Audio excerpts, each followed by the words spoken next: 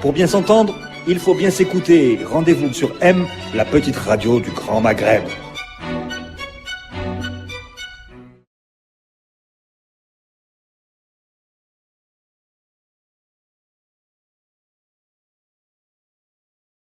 Partenariat dont on parle aujourd'hui, ou cet accord qui vient d'être signé avec les Français est plus un accord politique économique ou un investissement. Est-ce qu'on peut parler d'investissement plus politique qu'économique? Adi, Hassan. Alors on est dans une situation où quand on redéroule un petit peu la relation algéro-française sur le plan économique, on va dire qu'en gros partout où les Français sont bons, partout où ils ont quelque chose à vendre au reste du monde, ils l'ont vendu à l'Algérie. C'est vrai pour les services.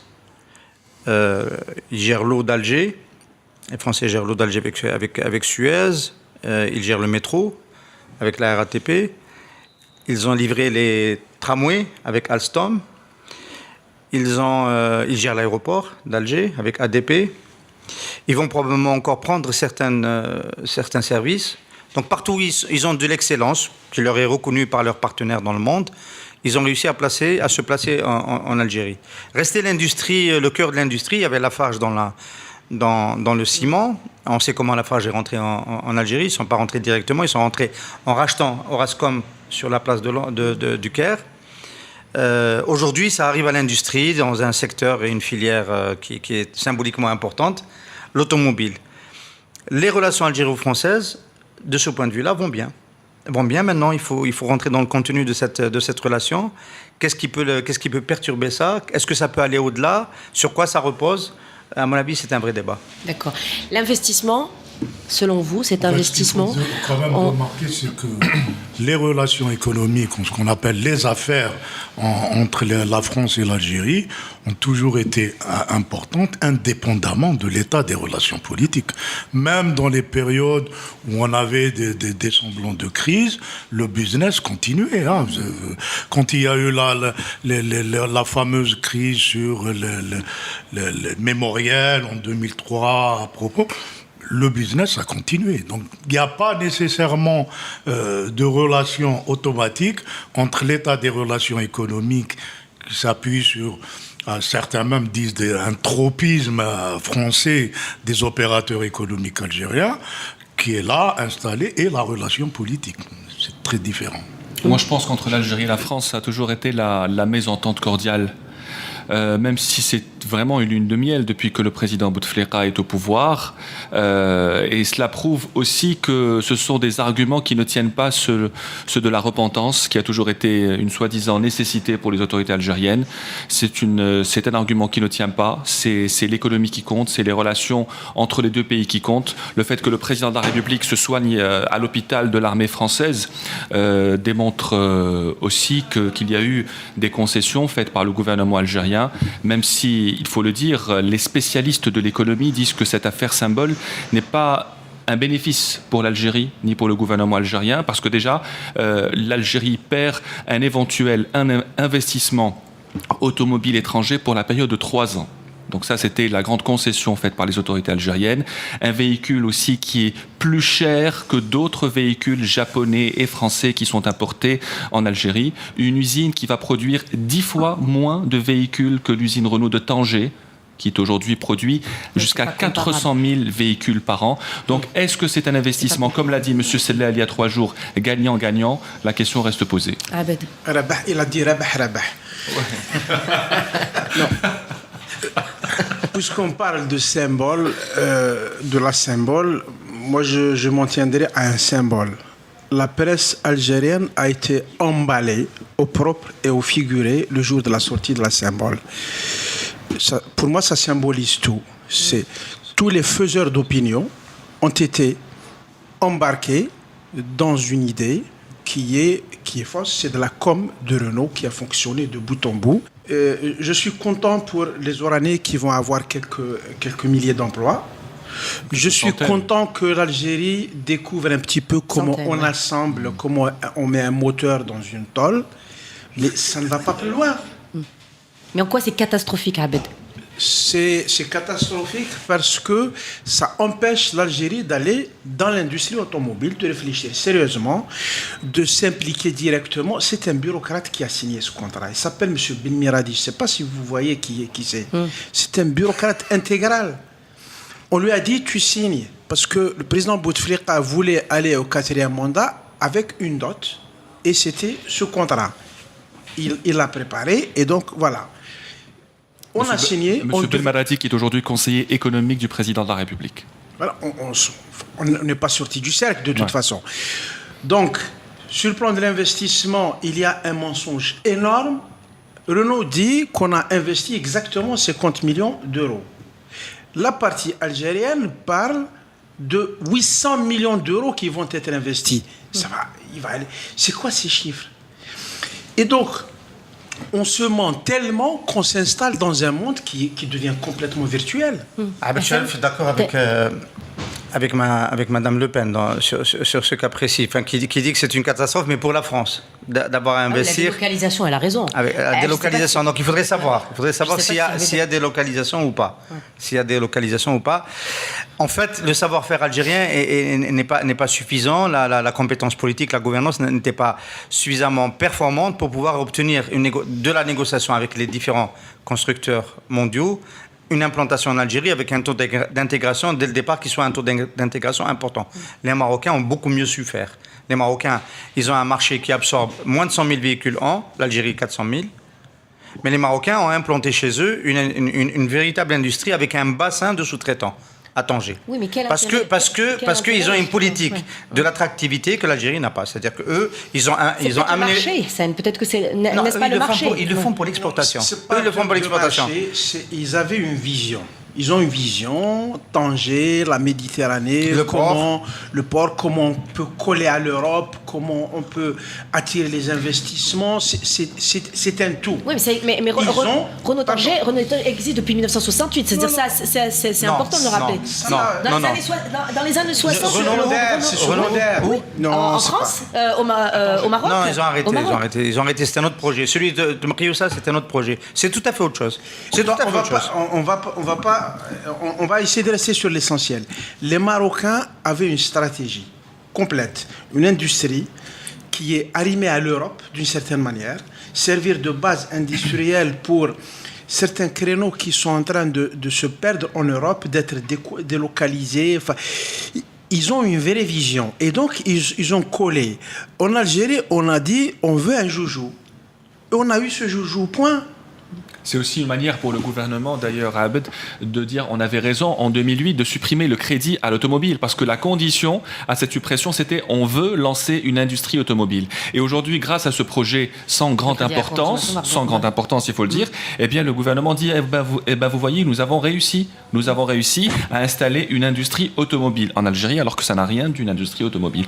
On va construire 75 000 véhicules par an, comme l'ont dit les spécialistes, même les habitants d'Oran, ça ne va pas leur suffire cette production. Alors comment peut-on déjà parler d'une exportation? Mais comment ça ne va pas suffire? 20 000 véhicules, ça va faire 20 000 de moins d'importation de Renault. C'est 20 000 véhicules qu'il y aura de toute façon sur le marché, à un coût peut-être intéressant ou pas intéressant, mais c'est un fait. C'est vrai, oui, on peut voir les choses de ce point de vue-là, mais ça apporte quoi au pays?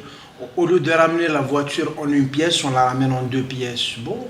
Je pense qu'on ne peut pas être aussi négatif. À mon avis, on peut pas être. En tous les cas, on ne peut pas parler de catastrophe. En fait, on peut pas parler. Parce que si on n'avait pas fait l'usine, on aurait été ici au CPP pour critiquer le gouvernement qui est incapable d'attirer le moindre investissement. L'usine est faite à des conditions qui ne sont pas celles que nous aurions souhaitées. On ne peut pas parler de catastrophe. Il peut toujours y avoir l'industrie automobile sud-coréenne a démarré comme ça, a démarré comme Orange, avec des licences de Mitsubishi, etc., pour remonter ensuite. Après, on fait l'emboutissage, après, on fait des pièces de mécanique, après, on fait la boîte de vitesse. Après, ça dépend de la dynamique industrielle que tu arrives ou tu n'arrives pas. Ça dépend de SNV. Tu l'as écrit. En Algérie, il n'y aura pas d'après. Il y a un ensemble de mesures économiques. Tu as dit qu'on ne peut pas empêcher l'importation avec un dinar surcoté. C'est évident qu'on ne peut pas le faire. On ne peut pas installer une industrie ici avec un dinar sur le côté, avec un système économique qui fonctionne à l'envers. Il faut revoir le système économique. Et à partir de là, l'usine Renault deviendrait quelque chose d'excellent. En termes de vision, justement, par rapport au marché aujourd'hui, est-ce que la conjoncture est bonne ? Un marché, entre guillemets, surbooké, c'est à ce moment-là que cet accord intervient, que l'usine ouvre ses portes. Est-ce que l'opportunité, aujourd'hui, est intéressante ou pas ? En termes de vision, justement, c'est ça, le débat, il est peut-être là. Déjà, en termes d'opportunité, pendant 3 ans, aucun investisseur automobile étranger ne pourra investir en Algérie. Déjà, donc, ces opportunités sont fermées pour 3 ans. Ça a été une des conditions de l'implantation de cette usine. Un autre élément qui est, à mon avis, encore plus fort, c'est que l'Algérie ne contrôle plus son marché automobile. Il a été cédé aux marques étrangères. On ne peut même pas négocier ce marché. S'il y avait une vraie politique économique et que l'Algérie était capable, y compris avec la SNV, enfin, l'ex-Sonacom, qui importait des véhicules et qui pouvait dire je vais importer des japonaises ou des coréennes ou au choix. Ça veut dire qu'on aurait contrôlé le marché. C'est un atout pour négocier avec ceux qui viendraient investir. Mais là, on s'est désarmé complètement, il n'y a plus d'arguments, on se laisse faire. Ça, c'était déjà fait avec l'accord d'association. Il y avait tout ça, c'est un préalable, c'est évident. L'accord d'association à de l'importation, c'est ouvert. Enfin, moi, je veux pas croire que c'est une catastrophe, mais ce n'est pas un grand événement. Ce n'est pas une catastrophe, mais ce n'est pas un grand événement économique ou industriel. Est-ce que c'est un événement politique ? D'ailleurs, il faut juste noter que dans la même tournée, M. Sella a été inauguré un nouveau train de GNL qui a coûté 40 fois plus que l'investissement de Renault. Oui. Et surtout, on en parlait beaucoup moins. Et la station de dessalement qui a coûté une vingtaine de fois de plus. Et il y a eu 3 autres inaugurations qui étaient infiniment plus coûteuses que la mise de Renault à Ouatlilat. Donc c'est un événement politique, tu réponds à la question. Oui, c'est un événement politique. J'en profite pour dire que le modèle de coopération algéro-économique reste excessivement dominé par le politique. C'est-à-dire qu'en fait, les entreprises françaises qui viennent ici, ce sont des entreprises qui sont dans le politique. Ce sont les grandes boîtes du CAC 40 qui sont représentées dans le MEDEF, qui ont un représentant au Quai d'Orsay, je fais offense à personne en le disant de manière abrupte comme ça, et qui se placent face à des partenaires algériens qui sont aussi publics. SNVI est public, AXA qui voulait rentrer en Algérie, on lui a mis en face la Banque extérieure d'Algérie et le Fonds national d'investissement, et ainsi de suite. Les grands acteurs français, quand ils viennent en Algérie, c'est une affaire qui se passe sur un champ politique. Et ça c'est la faiblesse de la coopération algéro-française. Elle n'est pas nourrie par le tissu des PME, par les acteurs libres de la société qui créent de la valeur tous les jours, etc. Ça se passe en haut. Et donc, ça reste sensible à la température politique. Voilà, contrairement à ce qu'a dit Khaled tout à l'heure, ça ne peut pas être totalement détaché, et à ce qu'a dit Saïd aussi, quand ça se passe sur un terrain politique, ça ne peut pas être complètement détaché de l'humeur politique du moment. Alors, je suis d'accord avec Yassine, je vais le souligner. Dans mon papier de mardi sur l'usine Renault, j'ai dit c'est un accord politique qui n'a été signé par des décideurs politiques. Renault est un acteur politique français, c'est une entreprise publique, et donc les 2 acteurs sont politiques. C'est un mauvais accord parce qu'il n'est pas signé entre des entreprises qui veulent gagner de l'argent et faire de l'industrie. Voilà. Le fait politique de la semaine, de mon point de vue, c'est un fait politico-médiatique. C'est cette information qu'un journaliste, un confrère de Al-Khabar a voulu sortir sur son journal. Il s'agit de M. Batsi, le liquidateur, je ne parle pas d'économie, je te rassure tout de suite, pas quand je parle d'économie, de l'affaire Khalifa, qui a sorti tous ceux qui ont bénéficié d'une carte, d'une Mastercard chez Khalifa Bank, et il a fait un article que d'habitude le Khabar publie, en règle générale, où il y a des différents types de personnalités qui ont bénéficié de cette grâce de M. Khalifa. Au gouvernement. Et il y en a quelques-unes qui sont au gouvernement, et cet article a été retiré dans la nuit par son éditeur pour des raisons stratégiques. Le journal est en difficulté, il ne peut pas se permettre, ce sont ses intérêts. Ça dit beaucoup de choses sur la mauvaise passe actuelle des journaux qui essayent de faire de l'information. Je considère encore que le Khabar en fait partie, avec le Watan et d'autres. Et c'est assez préoccupant. Dans la même semaine, le Khabar a été obligé de faire une publicité d'un type relativement choquant de Renault. Ils se sont enveloppés toute la une avec Renault. Ça dit combien la crise est sérieuse chez nos amis de la presse écrite. Ce qui est aussi intéressant, c'est l'usage du Facebook comme moyen de répondre à la censure. Juste pour compléter ce que disait Ihsan, moi j'ai vu chez un directeur de journal toute une liste de hauts responsables qui ont bénéficié de largesse de chez Khalifa, parmi lesquels des directeurs de journaux. Que l'on s'arrête un petit peu plus sur la presse, sur le Khabar entre autres, et sur cette pression que vit la presse dans la diffusion de l'information. Vous êtes en train de dire que l'argent de la rente est en train de trouver des preneurs, y compris dans la presse privée aujourd'hui, qui s'est battue jusque-là pour... On est en train de dire que des choses qui étaient possibles il y a quelques mois, voire il y a quelques semaines, ne le sont plus aujourd'hui, sont beaucoup plus difficiles. Il y a des brûlots qui sortaient dans la presse, dans une partie de la presse, qui aujourd'hui ne sont plus assumés par les directeurs, les éditeurs, parce que il y a une pression sur la publicité. Il y avait la NEP qui a été coupée il y a longtemps, ça on le sait, mais désormais il y a aussi des annonceurs privés qui subissent des pressions pour ne plus communiquer sur certains journaux. Donc ces journaux font beaucoup plus attention à ce qu'ils publient. Maintenant, dans le cas de le Khabar, on peut dire un mot de quoi il s'agit, parce que là, ça a été repris, oui, donc c'est dans le domaine public. Oui. C'est une vieille histoire. Moi qui ai couvert l'affaire Khalifa Blida en janvier-février 2007, on sait très bien que l'actuel ministre de l'Industrie, M. Bouchouareb, et l'actuel ministre de l'Habitat, M. Tebboune, étaient impliqués dans la procédure parce qu'ils avaient bénéficié de Mastercard. Vous l'avez été entendu. Voilà. Ils ont été entendus tous les deux et ça avait gêné leur carrière politique à un moment donné. Ils ont disparu des tablettes. Ils n'étaient plus dans l'exécutif. Et puis, les quatrièmes mandats, les choses étant, etc. Tebboune est revenu aux affaires bien avant. Hein. Le rassemblement. Voilà. Donc, il y a un problème. Il y a un sérieux problème de ce point de vue-là, parce qu'on ne peut pas parler de ministres qui sont impliqués dans des affaires de corruption. Mais qui exerce ce pouvoir alors qu'on n'arrête pas de te dire qu'il y a vacance de pouvoir? Tu disais il y a un instant, le palais, un bureau sans président. Qui est en train d'exercer cette pression? Qui a le pouvoir? Enfin, je m'amuse.